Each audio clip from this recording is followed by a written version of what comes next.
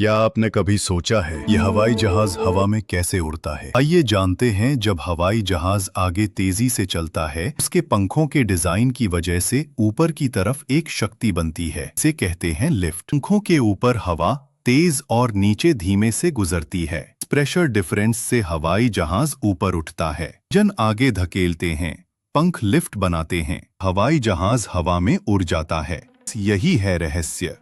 Thrust plus lift बराबर हवा में उड़ान।